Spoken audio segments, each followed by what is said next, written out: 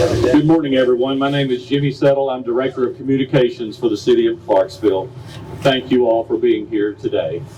As you can imagine, this is a challenging time for our community. I know you have questions, and we have leaders here to answer them. We will start with our county and city mayors, and then leaders in public safety. Please allow them to share, and questions will be answered at the end. We will also provide for each of you the spelling of each person's name and title. Before I move further, we do have a number to share for people who want to volunteer. We're getting a lot of requests for that, and we deeply appreciate it. Here is a single number, if you will please record this: 931-245-2988. Again, that's area code 931-245-2988. And with that, we will begin with opening remarks from our panel of local leaders here, beginning with Montgomery County Mayor Wes Golden.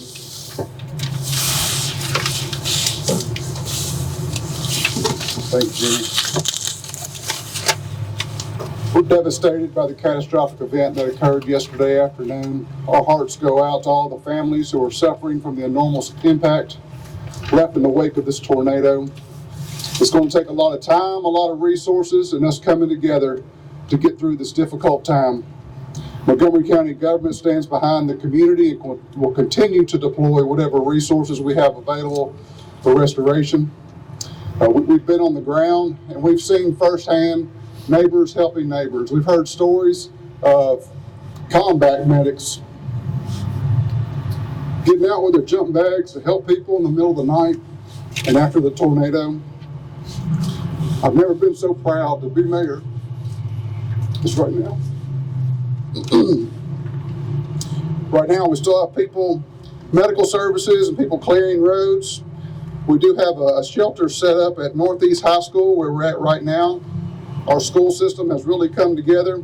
We are going to be closing Clarksville Montgomery County schools for Monday and Tuesday as of now.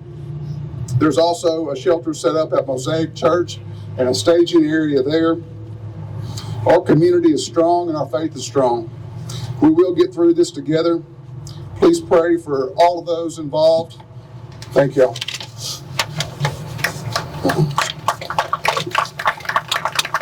Thank you, Mayor Golden. Next, we will hear from Clarksville Mayor Joe Pitz.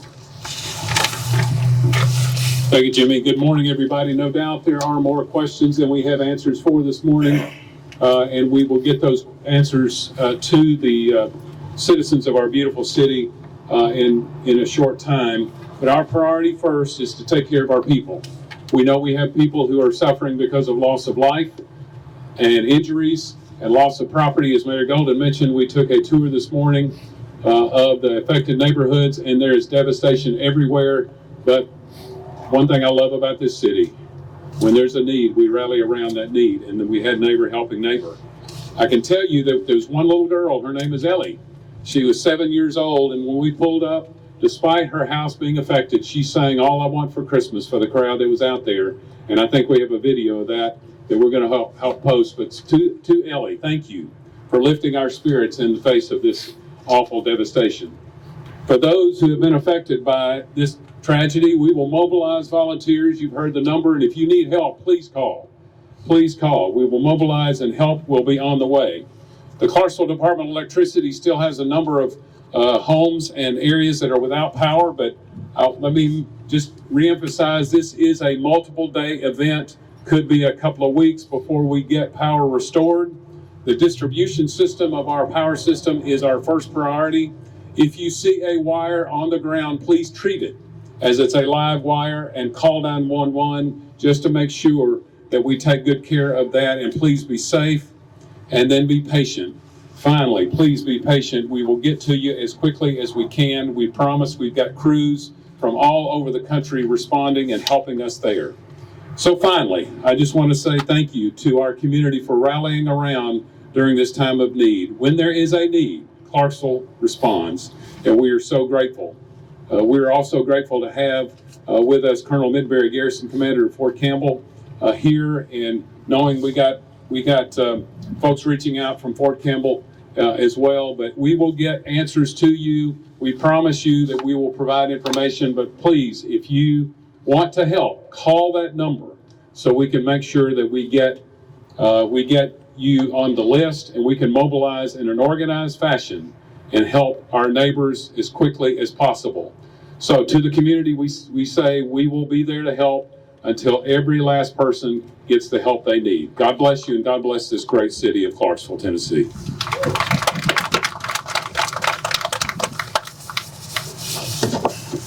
Thank you, Mayor Pitz. Next, we will hear from Clarksville Fire Rescue Chief Freddie Montgomery.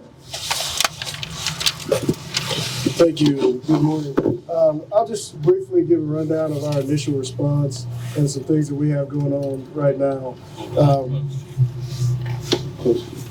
Initially, with the influx of calls, we did respond to those areas that were impacted. We responded to our district chief. We have a district level operation, and quickly realized we needed an area command. So we worked with the other agencies, Clarksville Police Department and the county as well.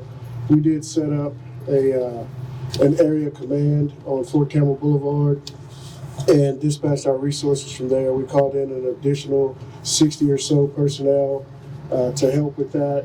We did our primary searches, and we helped staff the EOC. So from that through the night, we had calls. We did have one structure fire this morning, and a lot of other medical calls and related calls to that. We at this time we're doing secondary searches, preparing for the next phase. We have our special ops teams and everybody involved. We will be preparing and communicating with CDE. We always anticipate when the power comes back on, and we'll have some fire calls related to that. So we're working hand in hand with them. But that's what we have going on for right now. We're still out there. We're still working. We still have crews doing their checks and checking on everything. Thank you, Chief Montgomery. Next, we will hear from Jimmy Edwards, Chief of Montgomery County Emergency Services.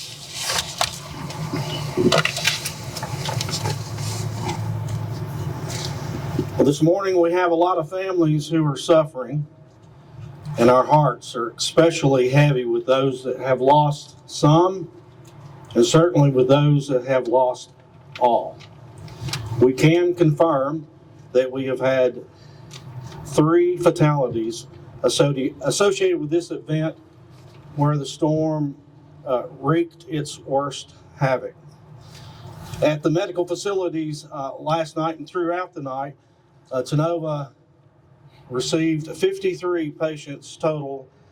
Our freestanding Sango Emergency Department received 7, and Fort Campbell received 2 that were injured from this event. Of those, 9 have been transferred.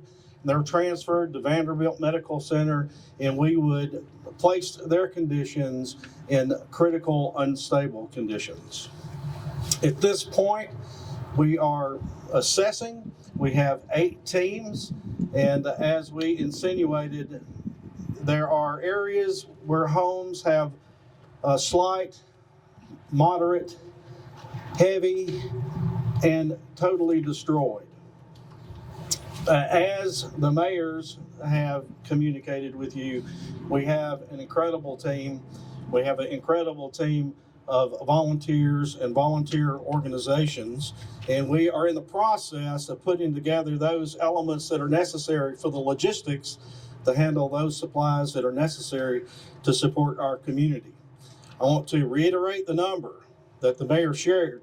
931 is the area code, 249-2988. Again, 931-245-2988. One more time, Jimmy. 245-2988. Thank you. I appreciate it. So we want to thank all those that volunteered last night, the volunteer health departments, our response team members, Austin Peay State University's GIS, Tennessee Emergency Management Agency and the state EMS assets that were deployed, and thank those ambulances that were deployed to help us and assist us in our community's time of need. They were AmeriMed, First Call, Vanderbilt Ground, Nashville Fire Department, Robertson County EMS, and Cheatham County, as well as Stewart. Thank you.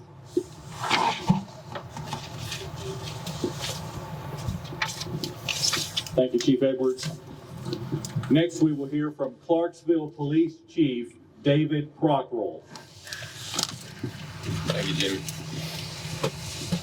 Good morning. My comments are really in the form of requests to your viewership. There'll be plenty of details. There'll be plenty of opportunities for your viewers to see the devastation and hear about the stories. In the meantime, from a law enforcement perspective, please stay out of the way. When the sun goes down across the whole city, if you could settle in and get where you need to be for the evening, the less calls for service we have across the city, the more we can focus on the area where these perimeters are established. We had great cooperation from our citizenry last night, and I would like to maintain that the next few nights. Please adhere to our blue lights and our cars and those perimeters that are set up, roadblocks or whatever you have. Just steer clear of the area, especially North Clarksville, stretching all the way to Tiny Town Road. If you could just do that, you will do us a great service. In due time, everything will get smaller and smaller. That's how these events take place. Our perimeters are larger, and as we get through the days, they will get smaller and smaller and more concentrated. So those are my comments. Just please stay out of our way for the next few days, and we would definitely appreciate that.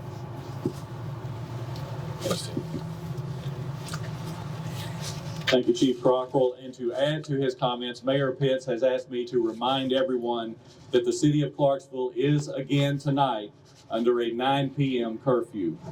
So please keep that in mind. And certainly last but not least in our lineup, we have from the American Red Cross, Lori Ann Tina Harrell. I want to thank everyone, Mayor and all our community partners in the teamwork and helping Clarksville. We want to let you know that we have 3 shelters. We have one here at the Northeast High School, 3701 Trenton Road, Clarksville. We have one for those who have suffered in Hendersonville at Beach High School, 3126 Long Hollow Pike, and in Nashville, the Alumni Center, 4500 Gallatin Pike. Also want to let everyone know that if you have suffered damage, please call the 800 Red Cross number. We are doing disaster assessments at this moment, and so we will continue to do that. It helps us greatly if you call the 800 Red Cross number if you have damage, so that we can immediately put you in the system and we can work all the cases. If you have been displaced or suffered through this tornado and you need prescriptions or you need medical supplies or oxygen, please go to the shelters and let them know we are ready to support you in those efforts. We do have spiritual care teams here and mental health care teams at all the shelters. And we thank you so much.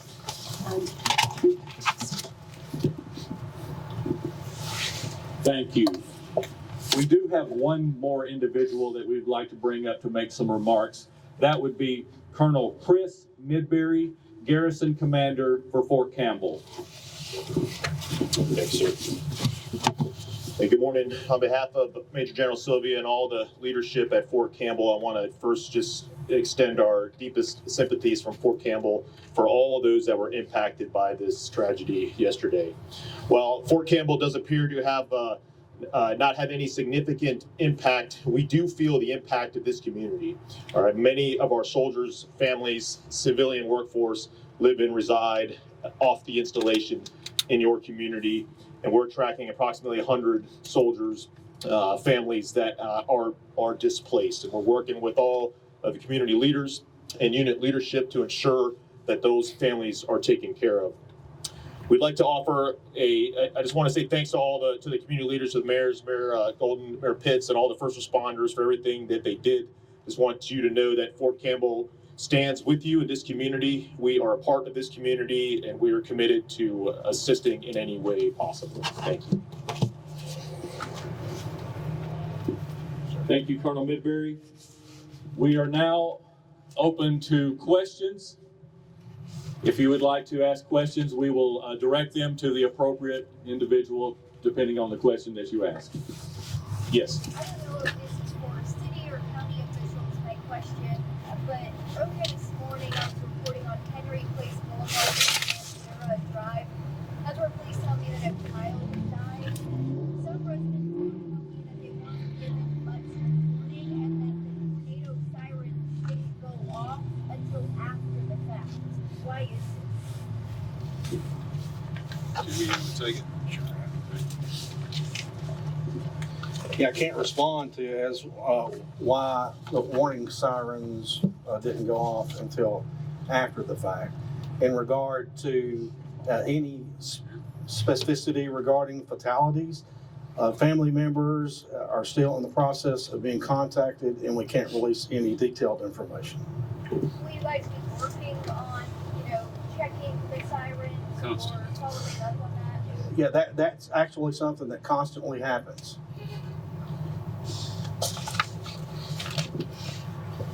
Thank you, Chief Edwards. Any other questions? Can you at least confirm, are the two adults and the child, they have family?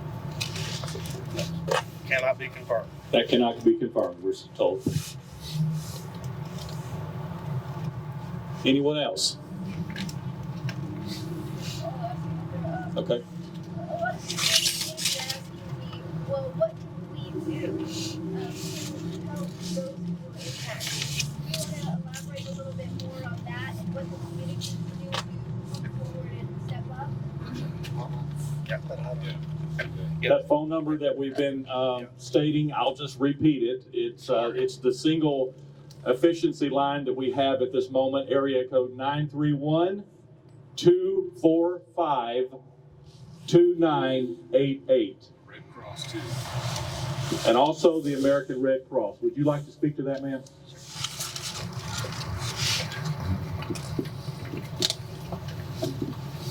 For any damage and assessments needed, please call 800 Red Cross, 800 Red Cross. And again, prescriptions, medical appliances, etc., please call 800 Red Cross, or most importantly, come to the shelter. If you have medical needs, such as prescriptions or medical appliances or oxygen, please come to the shelter and you will meet with an individual there and they will make sure and process that information for you. Thank you so much. Any other questions? Let's get in under cover. Okay, we're going to get in out of the cold. We thank you very much for coming, and please pray for our community, and we appreciate all that you do to help us spread the word. Thank you.